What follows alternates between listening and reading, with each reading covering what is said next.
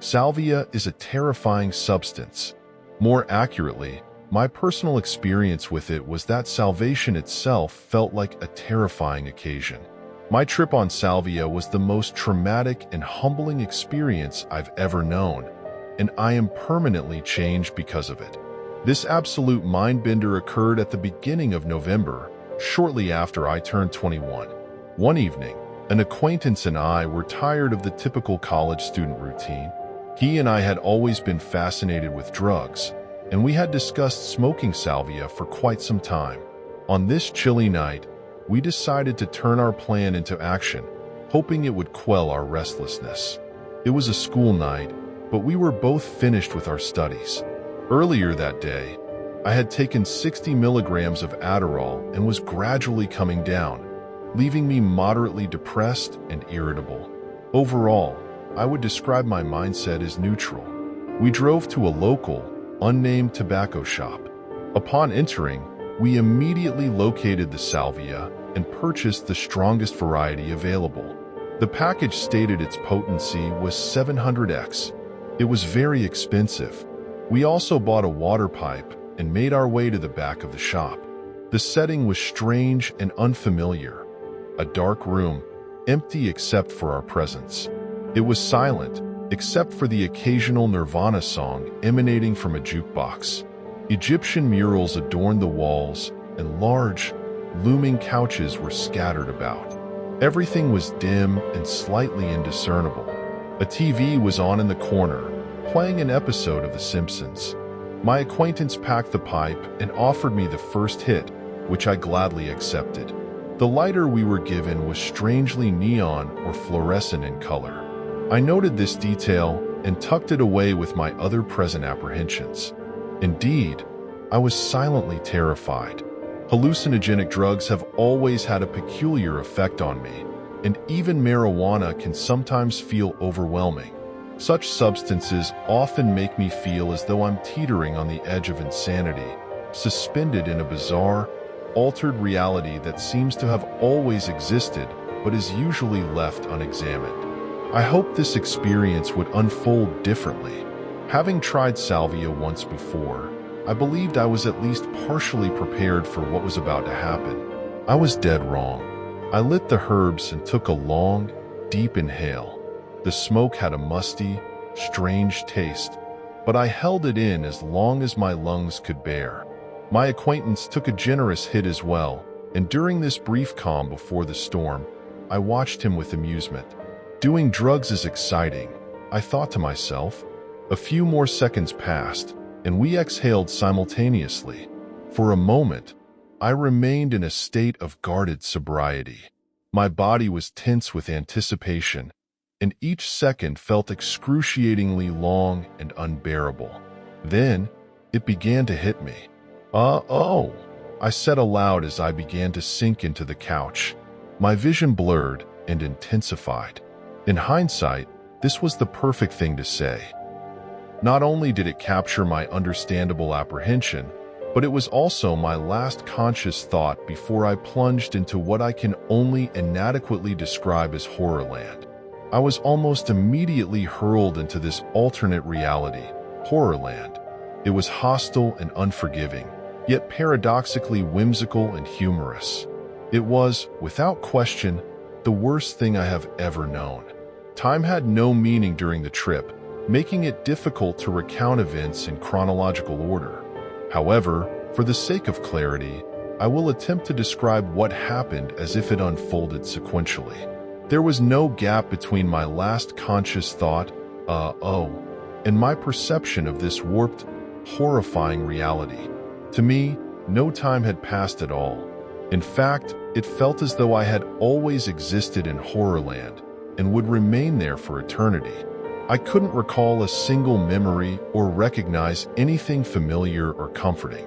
This was my existence. It always had been, and it always would be. There was no questioning it. Describing Horrorland is almost impossible.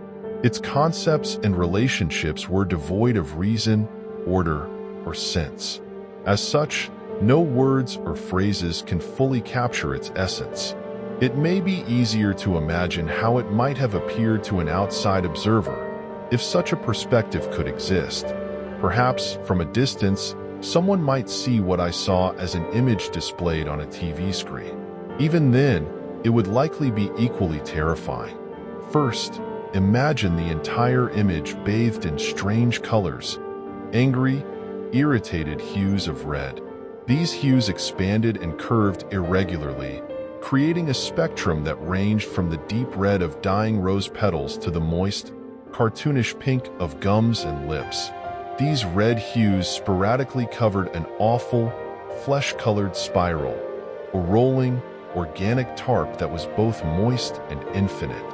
Part of the tarp remained flat and unrolled, while the other part barreled forward, rotating and tucking into itself with unstoppable force. I was a part of this tarp. In fact, the tarp was the only thing that existed. This fleshy tarp was scalding hot and mercilessly violent, somehow alive, conscious enough to experience immense confusion and agony.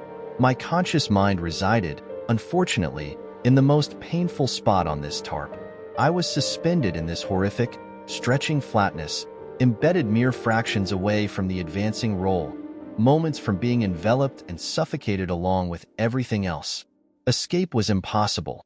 All existing matter had succumbed or would succumb to this fate. Finally, my turn arrived, and I was lifted and turned by the advancing force. Thus began a dizzying, suffocating, torturous eternity. My flesh fused in all directions with the endless layers of tarp already rolled and still rolling. A burning, peach-colored carpet of tortured souls. All the while, a deafening cacophony overwhelmed me.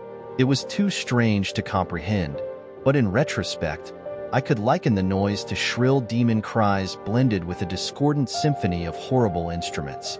Everything was out of tune, grotesquely inharmonious, like someone had recorded the final dying sounds of every creature that ever lived, layered all these recordings over one another, and forced me to listen as the tape blared deafeningly from an infinite array of speakers. Amid this chaos was an ineffable chorus of chanting.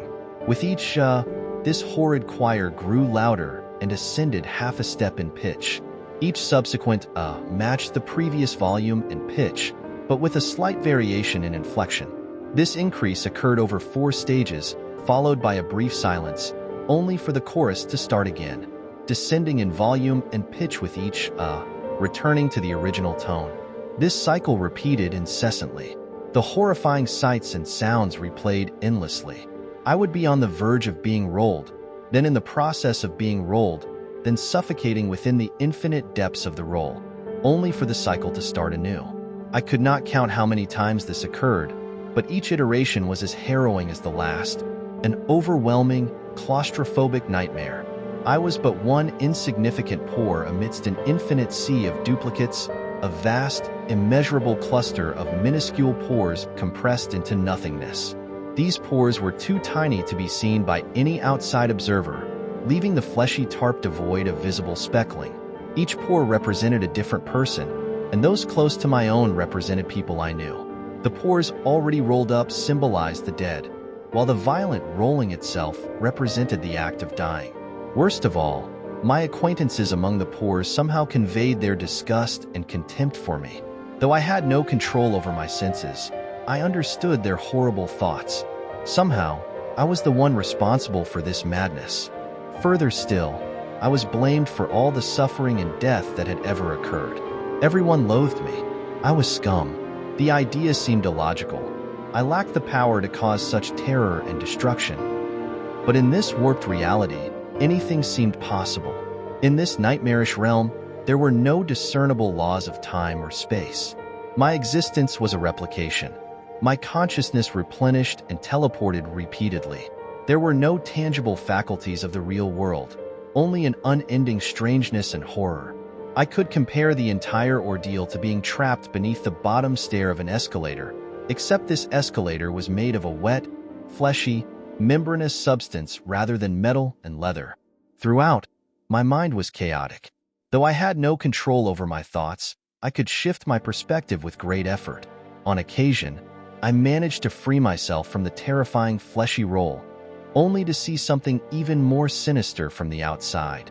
Whenever I escaped, I looked back to see horrible eyes turning to meet me, and I was slowly sucked back into the hellish realm. Resistance was futile. This place was inseparable from me. It was me, and I was it.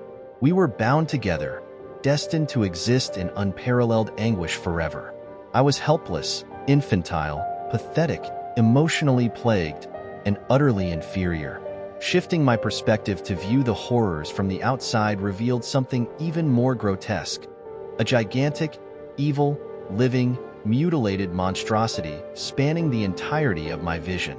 It was the only thing I had ever known. This massive, grotesque entity was a mangled pouch of flesh with partial facial features. Its unkempt hide was covered in dry, leathery patches, accented by two hair-like patches resembling eyebrows. It convulsed hysterically, undulating violently, laughing maliciously with wide, malevolent eyes. A putrid mouth opened to reveal infinite rows of jagged, tearing teeth, suffocating me with bursts of noxious black smoke. It consumed and morphed me into itself with sadistic relish, repeating this process endlessly. This indescribable evil dominated my perception, its horrifying image repeating frame by frame, eternal and all-encompassing.